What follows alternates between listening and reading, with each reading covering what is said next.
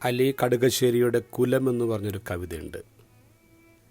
കൂട്ടിൽ കിടക്കുന്ന പട്ടിയോട് പൂച്ച പറഞ്ഞു, എനിക്ക് ഈ വീട്ടിലെ അടുക്കളയിലും കിടപ്പുമുറിയിലും തീൻമേശയിലും വരെ കയറാനുള്ള സ്വാതന്ത്ര്യമുണ്ട്.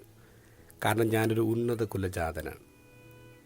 അത് കേട്ട് പട്ടി പറഞ്ഞു, രാവും പകലും ജാഗ്രതയോടെ ഈ വീടിന് കാവൽ നിന്ന് ഞാൻ പണിയെടുത്ത് തിന്നുന്നു. നക്കിയും മുട്ടിയുരുമിയും നിലവിളിച്ചും നടന്ന് നീ ഓസിന് തിന്നുന്നു. അധ്വാനിക്കുന്നവരുടെ വർഗമാണ് എൻ്റെ കുലം. അതുകൊണ്ടാണ് ഞാനെന്നും പുറത്തു നിൽക്കുന്നവനായത്. കവിതയുടെ ചോദ്യം ഇതാണ്, നിങ്ങളേതാ കുലം? ഇന്നത്തെ ഗോസ്പലും അതേ ചോദ്യമാണ് ചോദിക്കുന്നത്, ഏതാ കുലം? യോഹന്നാൻ്റെ കുലം നോക്കിയേ. യോഹന്നാൻ ഒറ്റയ്ക്ക് നിൽക്കുന്നവനാണ്.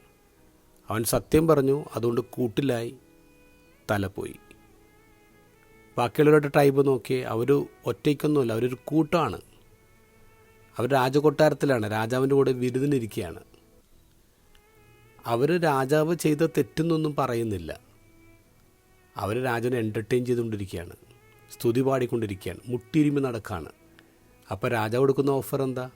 നിങ്ങൾ എന്ത് ചോദിച്ചാലും, എൻ്റെ രാജ്യത്തിൻ്റെ പകുതി ചോദിച്ചാലും ഞാൻ നിങ്ങൾക്ക് തരാം. ഇത് വേറെ ട്രൈബ്.